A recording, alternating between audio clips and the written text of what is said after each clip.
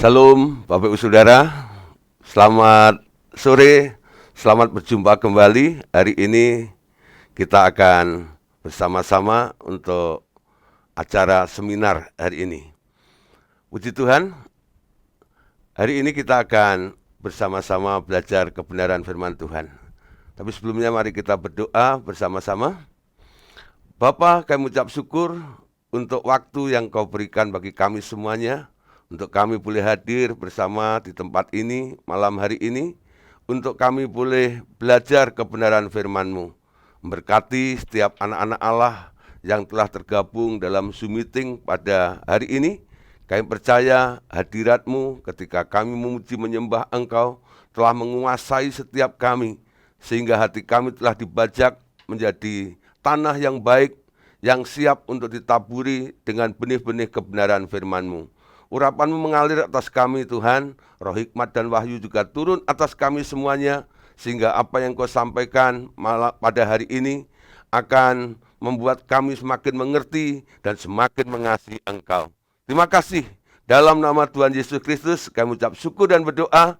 Semua yang percaya boleh berkata bersama-sama, amin. Puji Tuhan. Apa kabar? Salam semuanya. Saya percaya Bapak Saudara, ini adalah hari yang indah di mana Tuhan juga boleh mempertemukan kita kembali untuk kita boleh belajar kebenaran firman Tuhan bersama-sama. Hari ini kita akan membahas firman Tuhan.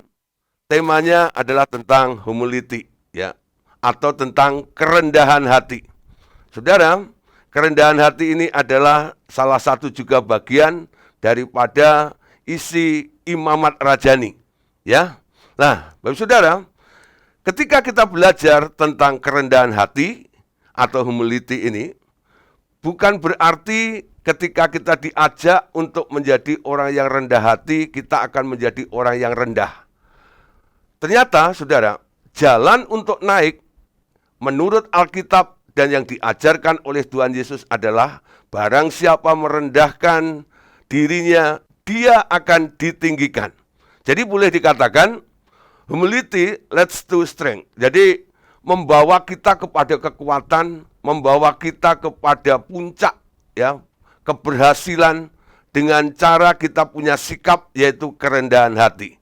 Malam hari ini kita akan bersama-sama, ya, melihat tentang kerendahan hati ini.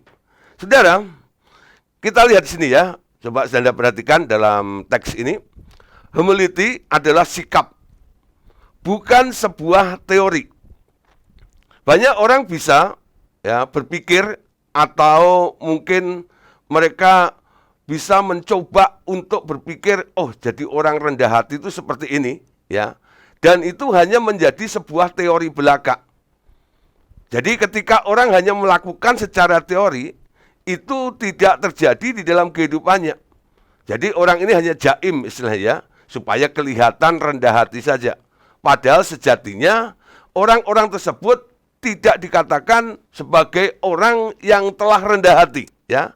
Jadi rendah hati ini adalah sikap yang terjadi di dalam setiap kehidupan kita, bukan sekedar sebuah teori.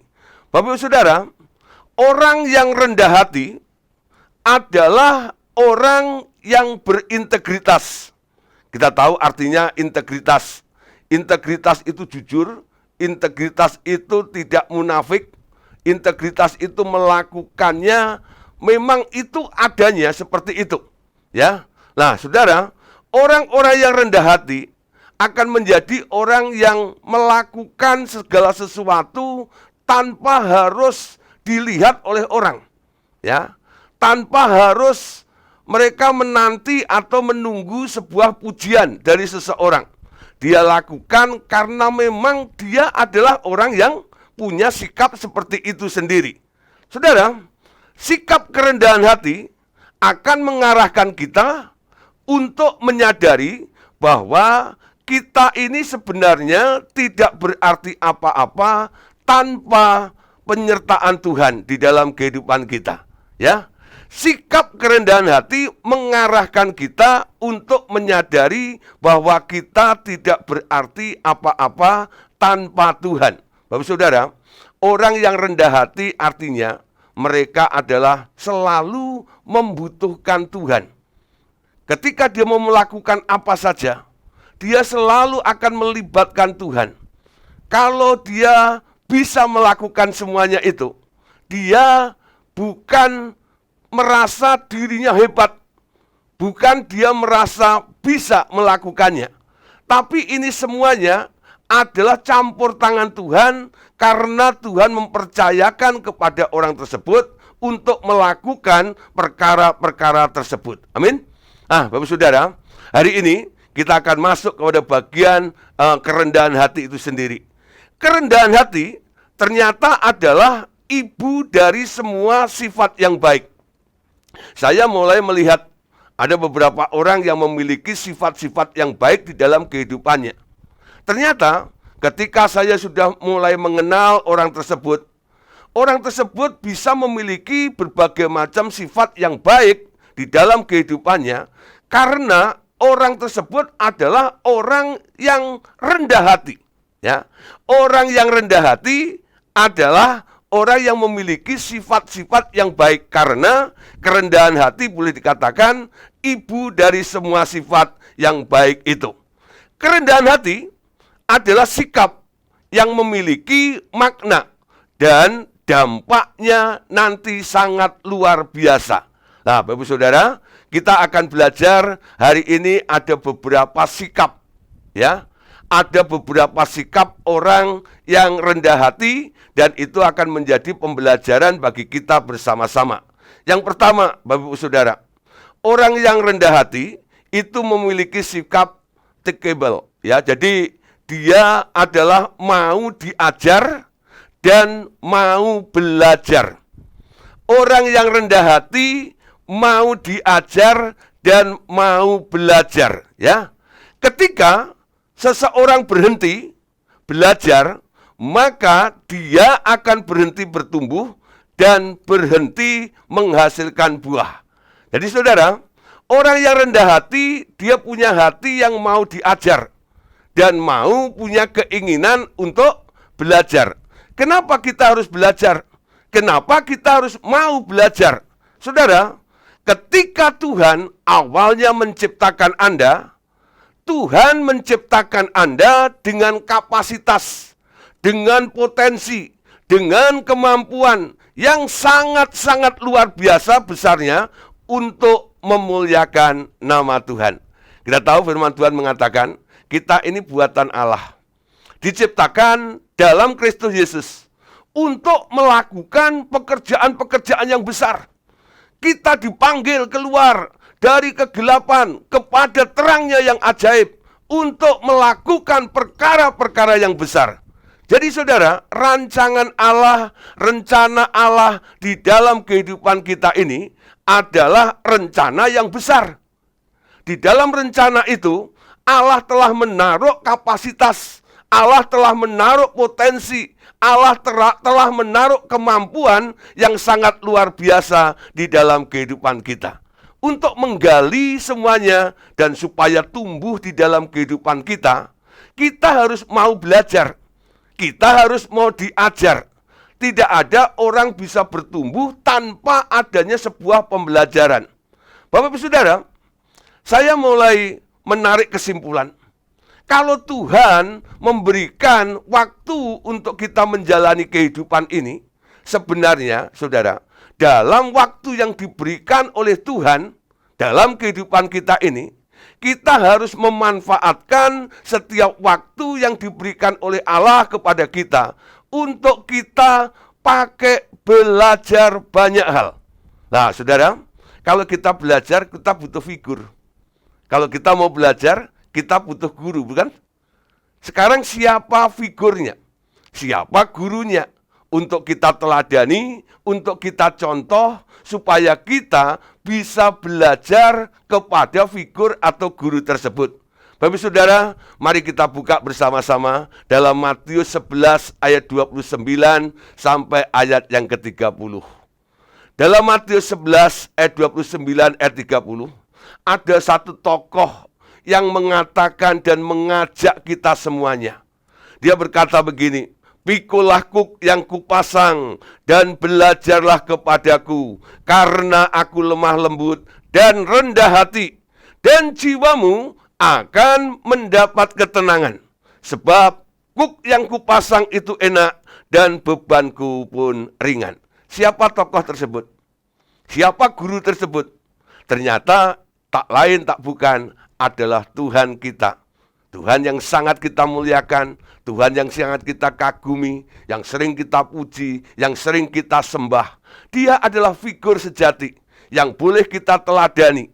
Bahkan Tuhan sendiri mengajak, menawarkan kepada kita semuanya untuk seorang orang yang percaya kepada Tuhan Yesus ini, bukan sekedar menerima kelegaan, bukan sekedar menerima berkat, bukan sekedar menerima pertolongan, bukan sakit disembuhkan dan sebagainya. Itu pasti, karena dia datang untuk memberikan hidup dan hidup dalam segala kelimpahan.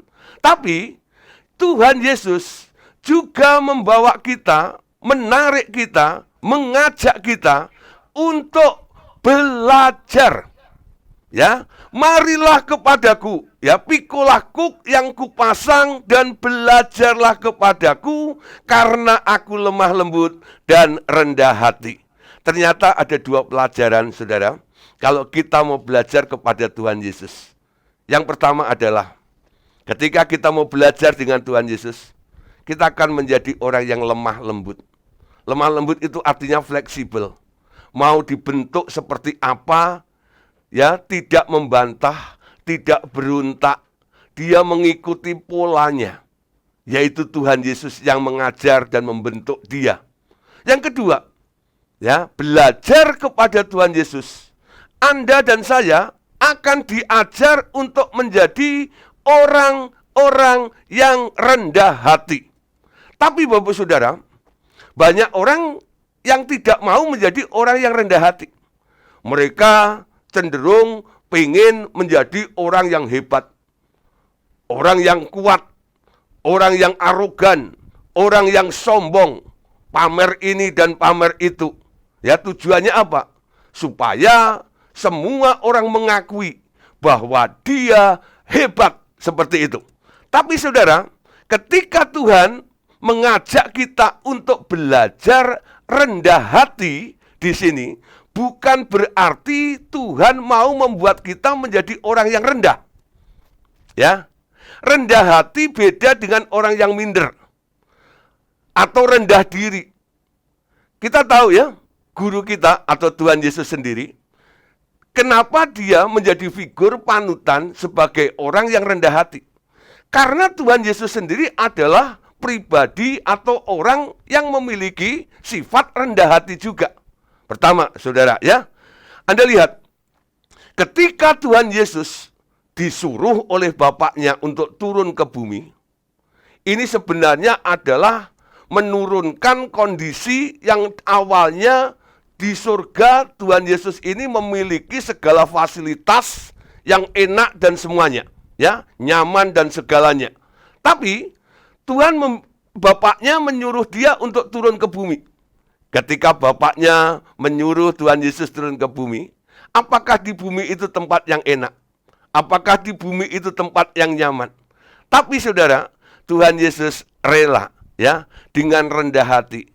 Bahkan kita lihat, ya, ketika ada di muka bumi ini, apa yang terjadi dengan Tuhan Yesus? Situasinya sangat-sangat tidak mengenakannya.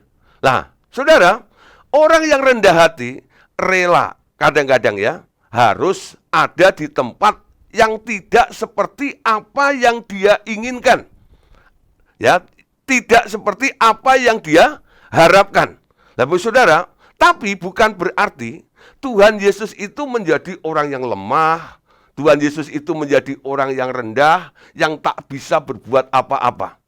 Alkitab mencatat, kalau Anda membaca kitab Injil, apa saja yang pernah Tuhan Yesus lakukan ketika Tuhan Yesus ada di muka bumi? Sangat spektakuler, ya. Tuhan Yesus pernah menyembuhkan orang sakit. Berbagai macam ragam penyakit ketika dibawa kepada Tuhan Yesus, dengan kuasa Allah, Tuhan Yesus mampu menyembuhkan mereka semuanya. Apakah dengan melakukan seperti itu Tuhan Yesus bisa disebut orang yang lemah? Tidak. Ya, rendah hati bukan berarti tak bisa apa-apa. Rendah hati bukan berarti dia lemah. Ya, Tuhan Yesus pernah melipat gandakan, bikin mujizat, 2 ekor ikan, 5 roti, makan 5.000 orang. Semua orang terkagum-kagum. Siapa bisa melakukan seperti itu? Tuhan Yesus punya otoritas, punya kuasa untuk menaklukkan alam. Ketika ada angin, ketika ada badai, ketika ada ombak, dengan perkataannya, dia hanya berkata, diam, tenang. Saudara, nah, semuanya berubah. Kondisinya berubah. Apakah Tuhan Yesus boleh dikatakan lemah? Tidak, saudara. Ya, Tuhan Yesus pernah dicatat di dalam Alkitab membangkitkan 3 kali orang mati. Ya, yang pertama anaknya Yairus yang mati dibangkitkan. Lalu anak janda perempuan Nain itu ya, itu juga dibangkitkan. Tuhan Yesus juga membangkitkan Lazarus yang telah mati 4 hari. Saudara, nah, dia rendah hati, tapi dia tidak lemah. Ya, kerendahan hati membawa kita untuk bisa melakukan banyak hal-hal yang luar biasa nantinya.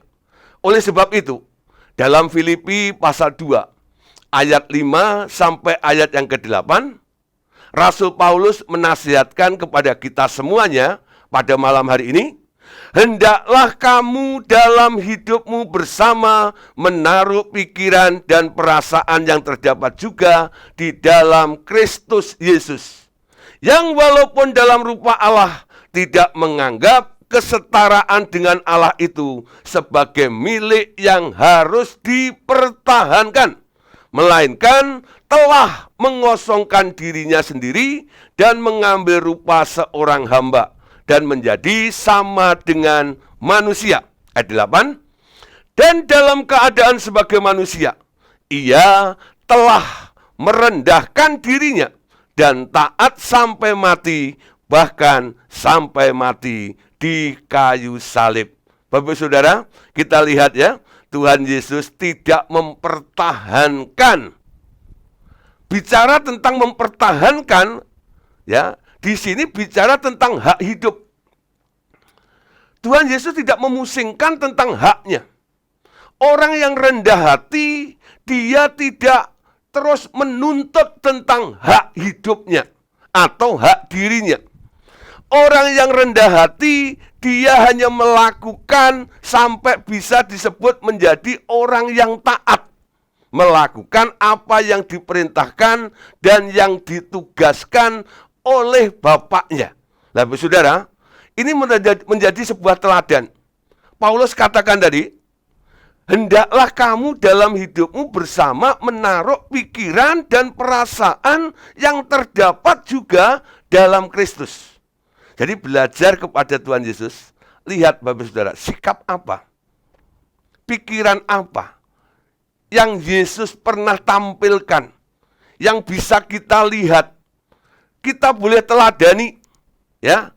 Jadi percaya kepada Tuhan Yesus bukan hanya memanfaatkan kuasanya, tapi hari ini untuk kita bisa menjadi orang yang rendah hati, ternyata kita boleh belajar dari satu figur, yaitu Tuhan Yesus itu ya.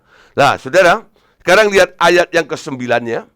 Itulah sebabnya Allah sangat meninggikan dia dan mengaruniakan kepadanya nama di atas segala nama, supaya dalam nama Yesus bertekuk lutut segala yang ada di langit dan yang ada di atas bumi dan yang ada di bawah bumi. Ayat 11, dan segala lidah mengaku Yesus Kristus adalah Tuhan bagi kemuliaan Allah Bapa. Nah, Bapak Saudara, malam hari ini kita tahu hasilnya. Ketika Tuhan Yesus mau merendahkan hatinya di hadapan Bapaknya, dia mau taat melakukan apa saja yang Bapaknya pengen dia kerjakan di muka bumi ini. Ketika Tuhan Yesus sanggup melakukannya dan mau melakukannya, rela untuk mengerjakannya, akhirnya, hasilnya, bapaknya sangat puas. Bapaknya berkata kepada anaknya ini, karena engkau telah taat, maka aku beri nama di atas segala nama. Setiap lutut bertelut, setiap lidah mengaku, Yesus adalah Tuhan. Saudara, awalnya, saudara, Tuhan Yesus rela atau mengambil sikap menjadi orang yang rendah hati. Betul? Mengalah, tidak mempertahankan haknya. Tapi bukan berarti dia akan menjadi orang yang nasibnya turun. Tidak, saudara. Justru kita lihat hasilnya. Karena Tuhan Yesus mau rendah hati, Allah Bapa akhirnya meninggikan Tuhan Yesus di atas segala-galanya. Amin. Nah, Bapak Saudara, ini adalah merupakan prinsip dalam kehidupan kita juga, ya. Kalau Bapak Saudara mau, ya, hidupmu dipermuliakan oleh Allah, caranya bukan dengan menyombongkan diri atau memaksa Tuhan menunjukkan Anda bisa, Anda tahu ini dan tahu itu. Tidak, saudara. Cuma satu, coba mulai kurangi hak hidup Anda dan mulai belajar untuk taat kepada apa yang Tuhan mau kerjakan di dalam kehidupan kita. Berikutnya, saudara, selain kita belajar, ya, memiliki hati yang mau belajar dan mau diajar, ternyata orang yang rendah hati itu adalah orang yang gentleness, ya. Artinya apa?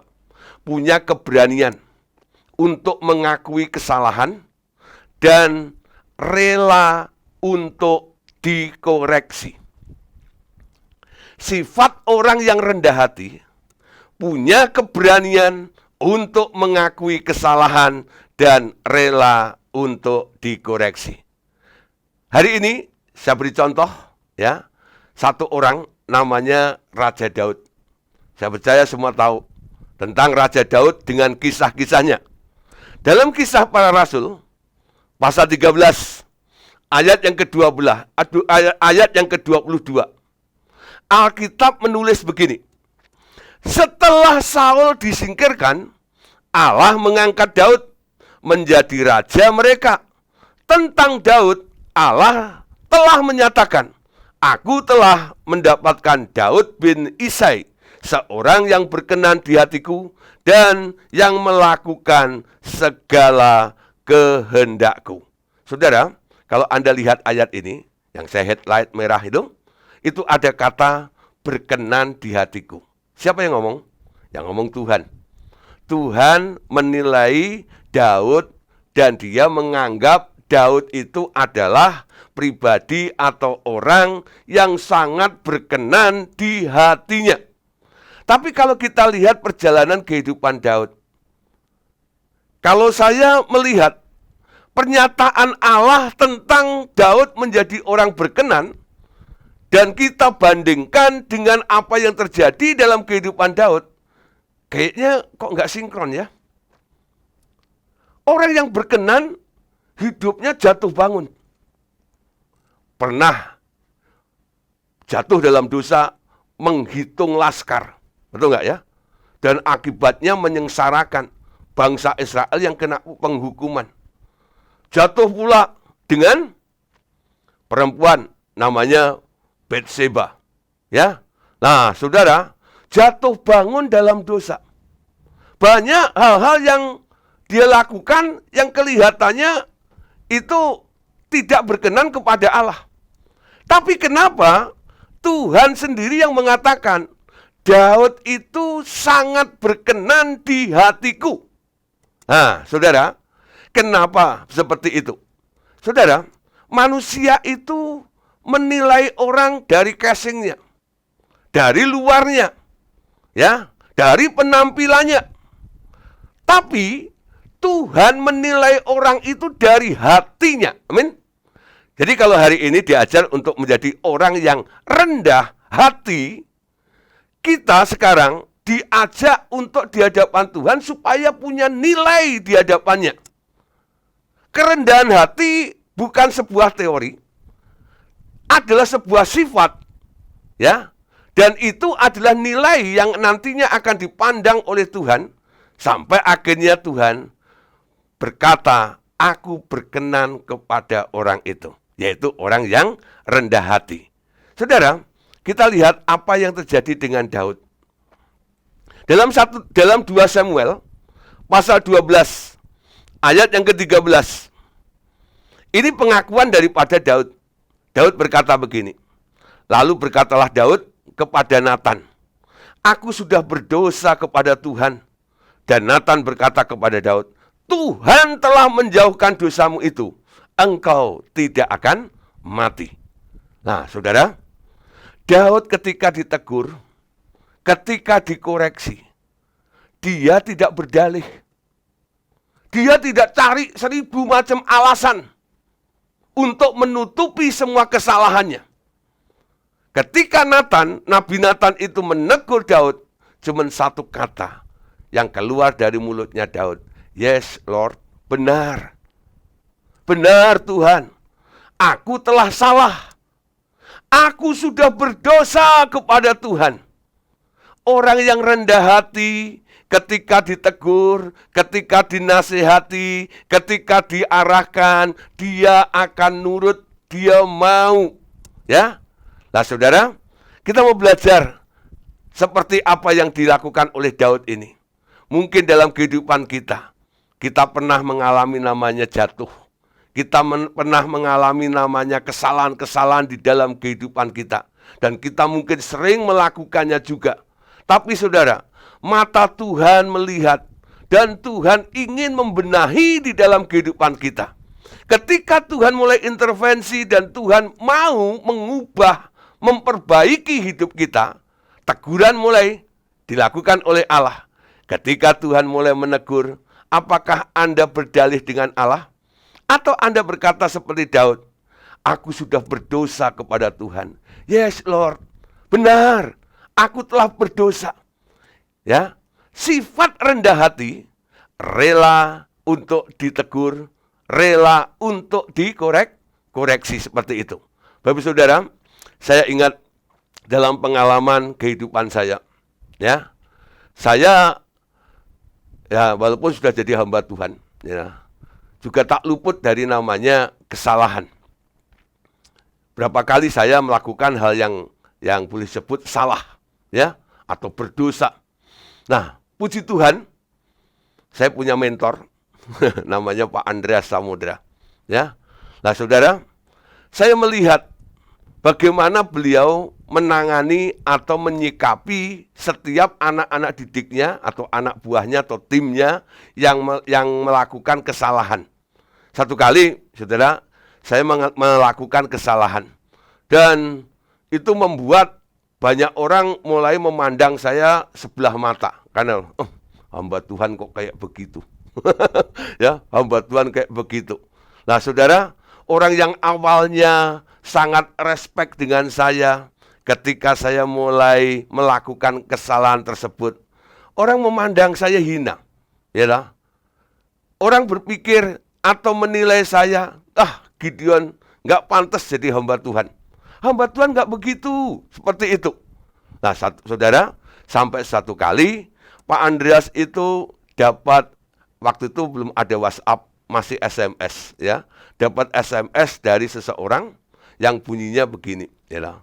Pak Andreas, jangan pakai lagi Gideon.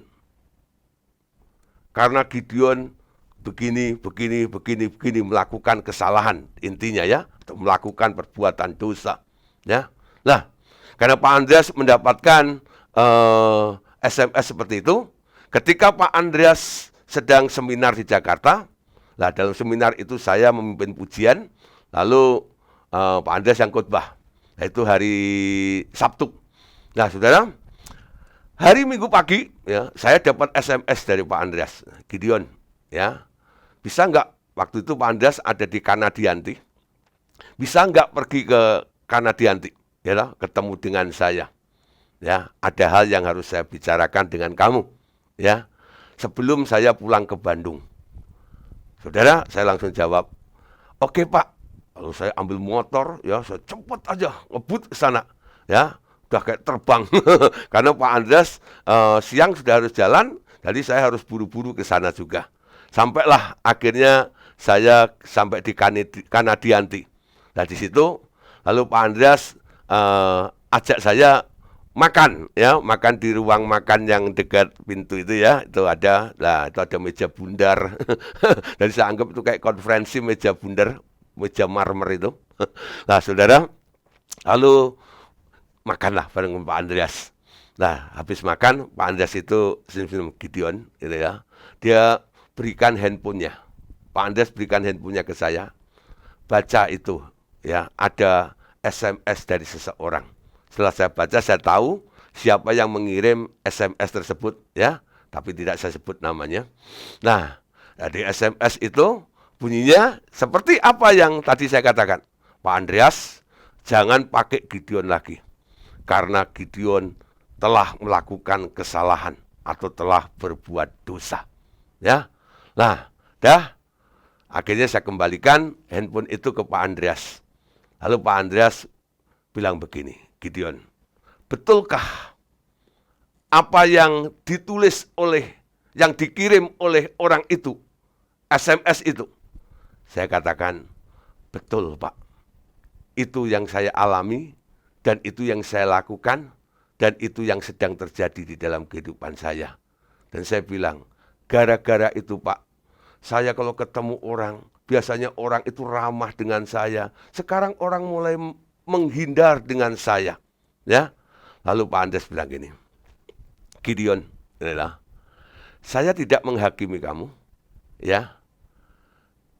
Saya tidak memandang kamu rendah seperti itu. Sebagai mentor, sebagai pembina, saya mengharapkan ada perubahan di dalam dirimu. Kamu berubah, saya bilang, saya mau Pak. Mohon bimbingannya, mohon arahannya, ya. Lalu saya tanya ke Pak Andreas, Pak, kenapa Bapak tidak memecat saya? Ya, apa yang saya lakukan dampaknya kepada Bapak juga. Lalu Pak Andreas bilang begini, Tuhan Yesus tak pernah menolak orang berdosa. Apakah aku lebih tinggi daripada Tuhan Yesus? Mendapat jawaban seperti itu, saudara, hati saya itu ternyuh sekali, ya. Coba kalau ketemu pemimpin yang lain, saudara, langsung pecat. Ya, kamu bikin malu ministry kita. Kamu bikin malu saya dan sebagainya. Tapi saudara, Anda lihat Pak Andreas, ya, meneladani Tuhan Yesus. Orang-orang yang berdosa, ya, yang datang kepadanya, dia rangkul, ya. Ketika saya mengaku di hadapan Pak Andreas ini, saya tidak berbantah-bantah dengan dia. Pak Andreas bukannya menghukum saya, tapi mendukung saya dan mengharapkan saya untuk melakukan sebuah perubahan dalam kehidupan saya ini. Ya, nah saudara, untuk menjadi rendah hati harus punya sifat, yaitu rela untuk dikoreksi, rela untuk ditegur. Setelah itu Pak Andreas pulang ke Bandung. Terus acara berikutnya berjalan. Orang yang SMS Pak Andreas tadi itu nggak puas. Kenapa? Karena saya masih diizinkan terus untuk mendampingi Pak Andreas dalam pelayanan. Ya. Nah, pokoknya ada Pak Andreas, ada saya. Ada Pak Andreas, ada saya, begitu, ya. Sampai akhirnya, ya, orang itu telepon ke Pak Andreas. Kebetulan Pak Andreas sedang bersama dengan saya, ya. Nah, orang itu telepon, dia protes dengan Pak Andreas. Pak, kenapa Gideon masih dipakai terus? Gitu, ya. Pak Andreas jawabannya cuma satu, aku nggak lebih dari Tuhan. Kalau Tuhan terus memberikan kesempatan untuk orang berubah, untuk orang bertobat, ya, aku harus juga melakukan hal seperti itu. Kesempatan, saudara, ya. Jadi kita mulai belajar seperti Daud ini. Kenapa Tuhan bilang kepada Daud, Daud, engkau sangat berkenan di hatiku. Sejak awal ketika Allah memilih Daud itu, Allah itu pernah bantahan dengan Samuel, betul? Samuel mau memilih yang lainnya, kakak-kakaknya Daud. Tapi Tuhan tetap kekeh, pilihanku bukan saudaranya Daud. Walaupun Daud kala itu tidak ada di tempat itu. Sampai akhirnya Tuhan bilang, cari, tanya kepada Isai, apakah anakmu cuma itu? Isai kaget dan akhirnya dia bilang, masih ada satu di padang, ya, masih ingusan. Panggil dia. Kita tidak akan makan sebelum anak itu datang. Ternyata Daud datang, lalu Tuhan bilang, itu yang aku pilih. Mungkin Samuel juga berpikir, secara fisik, betul nggak lah? Saudara-saudaranya Daud lebih mumpuni, lebih berkualitas. Tapi kenapa Allah memilih Daud? Ternyata Allah itu melihat hatinya Daud. Orang ini mau dididik. Orang ini mau belajar. Orang ini mau dikoreksi. Hatinya. Walaupun keadaannya, situasinya tidak mendukung, Daud masih banyak melakukan kesalahan. Tapi Tuhan sudah tetap mengatakan, Daud, kamu itu berkenan kepadaku. Atas dasar apa? Nanti kalau kamu melakukan kesalahan, ya, kalau kamu melakukan kesalahan, ya, kamu mau ditegur, kamu mau dikoreksi. Amin. Nah, saudara, jadi orang yang rendah hati, dia mau dikoreksi. Amin. Nah, saudara, mau belajar. Saudara, ada satu tokoh lagi, namanya Apolos. Dalam Kisah pasal 17, ayat 24 sampai ayat yang ke-26. Sementara itu datanglah ke Efesus seorang Yahudi bernama Apolos, yang berasal dari Alexandria. Ia seorang yang fasih berbicara dan sangat mahir dalam soal-soal kitab suci. Ia telah menerima pengajaran dalam jalan Tuhan. Dengan bersemangat ia berbicara dengan teliti, ia mengajar tentang Yesus. Tetapi ianya mengetahui baptisan Yohanes. Ia mulai mengajar dengan berani di rumah ibadat. Tetapi setelah Priskila dan Aquila mendengarnya, mereka membawa dia ke rumah mereka dengan teliti menjelaskan kepadanya jalan Allah. Ada orang yang sudah cukup beken, cukup terkenal, cukup populer, menjadi pembicara utama kelas internasional mungkin. Ya, satu kali dipanggil dengan orang yang biasa-biasa aja. Ini kelompok sel, mungkin ketua kelompok sel gitu ya. Panggil lalu diajak ngobrol, dikoreksi. Ya, dia tidak bilang, lu siapa? Gua pendeta hebat tau. Tidak begitu sudah ya. Tapi dia mau, ya dah, mau dikoreksi, mau diajar, mau belajar, mau dinasehati, ya. Nah, nurut, walaupun yang mengajarnya atau yang mengarahkan, memimpinnya orang-orang yang levelnya di bawah dia. Amin. Nah, berikutnya, saudara, humility atau kerendahan hati akan mengontrol batas kemampuan kita. Artinya begini, kadang-kadang, saudara, karena kita merasa mampu, kita ingin menunjukkan sehebat-hebatnya, setinggi-tingginya. Ini loh kemampuan saya. Tapi pepatah kuno mengatakan di atas langit masih ada langit. Ya, ada orang kadang-kadang merasa dirinya paling hebat. Ternyata di tempat itu ada orang yang lebih hebat daripada dia. Ya, lah orang yang lebih hebat itu ternyata dia tidak menunjukkan kehebatannya. Ketika orang yang sok hebat ini, dia mulai menunjukkan kehebatannya, padahal dia kalah hebat dengan orang yang rendah hati tersebut. Dalam 1 Korintus 4 ayat 6 sampai 13. Yuk kita baca sama-sama ya. Saudara-saudara, kata-kata ini aku kenakan pada diriku sendiri. Ini Paulus yang ngomong. Dan pada Apolos, karena kamu, supaya dari teladan kami, kamu belajar apa artinya ungkapan Jangan melampaui yang ada tertulis. Jangan melampaui.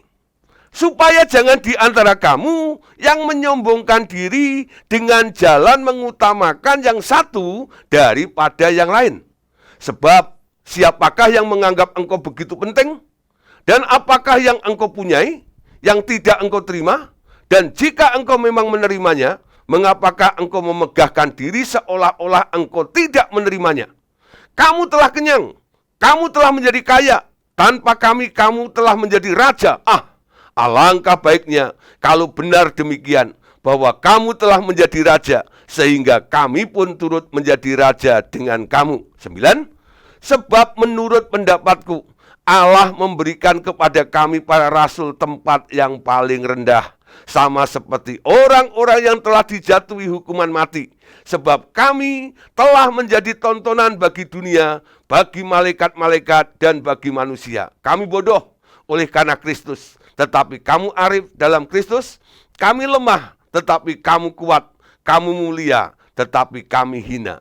Sampai pada saat ini, kami lapar, haus, telanjang, dipukul, dan hidup mengembara. Kami melakukan pekerjaan tangan yang berat.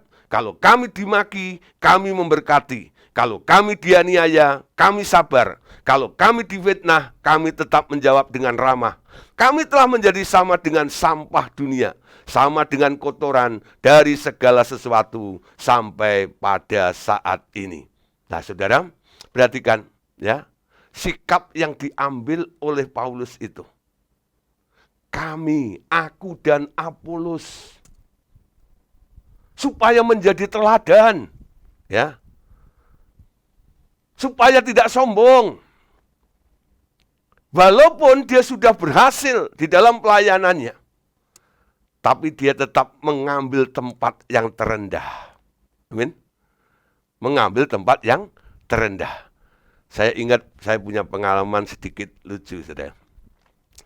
Satu kali saya diundang sebagai pembicara dalam ibadah Natal. Nah, ibadah Natal itu ibadah lingkungan di mana ada kepala desa, ada pokoknya semua pejabat-pejabat di situ, lingkungan itu diundang juga. Jadi ini acara umum sifatnya. Nah, tapi eventnya adalah Natal. Nah, saudara, yang mengundang bilang, Pak, ini kita dress code-nya adalah pakai batik. Akhirnya saya pakai batik aja juga seperti itu ya. Jadi kita semuanya sama ini bajunya. Tapi karena saya datang dan saya merasa diri saya adalah pembicara, saya orang yang diundang, saya merasa orang paling penting. Ya. Tapi apa yang terjadi? Saya berangkat dari rumah, jalannya macet. Jadi saya akhirnya nyampe di sana pas acara sudah mau dimulai. Nah, karena saya sudah berpikir saya orang yang penting, saya orang hamba Tuhannya, pembicaranya, ya. Waktu saya masuk, semua kursi sudah penuh. Saya maju aja ke depan, ya, cari tempat, ya pembicara biasanya duduknya di depan ya. Ternyata sudah penuh juga. Lalu ada yang nyamperin saya, Pak, tempat sudah penuh semuanya. Saya bilang sama orang itu, ternyata dia juga salah satu panitianya. Saya bilang, Pak, Bapak nggak tahu siapa saya. Saya akan berbicara yang khotbah nanti loh. Bilang gitu. Tapi sudah penuh, Pak. Bilang gitu. Tapi biasanya kan hamba Tuhan pasti duduk di depan. Saya masih ngayal, sudah ya. Lalu dia bilang gini, Pak, itu yang di depan itu khusus para undang-undangan. Jadi pokoknya saya nggak diizinkan untuk duduk di depan itu. Ya, Bapak silahkan duduk di belakang saja. Itu ada yang kosong sana. Nanti kalau mau berbicara baru naik ke mimbar, Pak. Seperti itu. Ya, saya sedikit jengkel gitu. Akhirnya saya duduk di belakang seperti itu. Ya, nah saudara, terus akhirnya saya tugas untuk berkhotbah. Setelah pulang, ya, sambil pulang dari mobil gitu, saya berpikir, ini kejadian apa ya gitu ya. Lalu saya diingatkan, ya, cerita Tuhan Yesus. Kalau kamu diundang, itu enggak ya? Nah, jangan merasa penting, ya. Kamu pengen duduk di depan, ya. Justru ada orang yang lebih penting lagi di depan itu. Memang itu disediakan untuk dia. Ya. Nah, dari situ saya mulai belajar. Ketika saya diundang, saya tetap mulai ya, tidak mengambil posisi saya menjadi orang penting. Ya, kadang-kadang bahkan ada orang, "Pak, silakan di depan Bapak kan gini." Jadi orang itu sendiri yang akhirnya menyuruh saya untuk duduk di tempat itu, bukan karena saya pengen, ya. Tapi memang karena orang itu yang menginginkan untuk saya duduk di tempat itu. Amin. Nah, saudara, satu hal lagi, ya. Nah, jadi sifat daripada orang yang rendah hati, ya, dia tidak sombong, mengutamakan orang lain. Orang yang rendah hati adalah orang yang tidak merasa paling baik. Orang yang rendah hati adalah orang yang tidak merasa paling bisa. Orang yang rendah hati adalah orang yang tidak merasa paling tahu. Orang yang rendah hati adalah orang yang tidak merasa paling hebat. Untuk menutup ya firman Tuhan pada hari ini, sambil Amsal 22 ayat 4. Ganjaran kerendahan hati adalah takut akan Tuhan. Ya. Ganjaran kerendahan hati dan takut akan Tuhan adalah kekayaan, kehormatan, dan kehidupan. Nah, sini ada gambar 2 ekor kambing ya. Saya tutup dengan ilustrasi ini. Satu kali ada seekor kambing ya yang akan pergi ke kampung seberang. Antara kampung satu dengan kampung lainnya itu dibatasi dengan sungai. Nah, untuk bisa mencapai kampung seberang, dia harus melewati jembatan yang kecil. Sebuah batang kayu saja begitu, ya. Nah, saudara, kambing ini mau melewati sana, mau pergi ke kampung sana, ya. Dia harus melewati jembatan itu. Ternyata dari kampung sebelah itu juga ada seekor kambing juga yang akan pergi ke kampung sebelah juga dan melewati jembatan yang sama. Ya. Jadi situasinya, tujuannya sama, waktunya sama, sarananya sama. Karena mereka sama-sama mau menyeberang, akhirnya 2 ekor kambing ini ketemu di tengah-tengah jembatan. Padahal jembatan itu hanya bisa dilalui oleh 1 ekor kambing itu. Namanya kambing, saudara. Betul nggak itu? Punya tanduk, saudara. Artinya apa? Gua mau duluan. Ya, dia ngotot, ya. Aku harus, ya. Nah, saudara, sempat terjadi, ya, ketegangan yang luar biasa. Tapi akhirnya salah satu daripada kambing ini, dia mulai menyadari, kalau kita tegang terus seperti ini, mempertahankan siapa yang harus lebih dahulu seperti itu, ya, lalu berantem di tengah jembatan itu, dua-duanya bisa jatuh ke sungai dan mati semuanya. Akhirnya kambing yang sadar ini, dia berlutut sampai mepet ke batang kayu itu, sehingga kambing yang dari sana ini bisa lewat di atasnya dia, dan akhirnya dia bisa menyeberang. Setelah kambing satu ini lewatin dia bangkit dan dia nyeberang. Semuanya oke. Nah, saudara, hikmat apa yang bisa kita petik? Ketika kita mengutamakan orang lain, tujuannya akan berhasil. Tujuannya akan tercapai. Ya. Tapi kalau nggak saling mengutamakan, hancur dua-duanya. Nah, di sini saudara, perhatiin. Kambing saja benar, bisa menyadari bagaimana harus mementingkan, mengutamakan orang lain. Pertanyaannya, kalau kambing bisa, bagaimana dengan Bapak Ibu Saudara? Milikilah kerendahan hati, mengutamakan orang lain lebih daripada kepentingan diri kita sendiri. Amin. Mari kita berdoa. Bapa, kami ucap syukur untuk hari ini. Biarlah firman-Mu yang singkat ini boleh menjadi pembelajaran bagi kita semuanya. Tuhan, Engkau menghendaki setiap kami memiliki hati yang rendah di hadapan-Mu, supaya kami ditinggikan pada waktunya.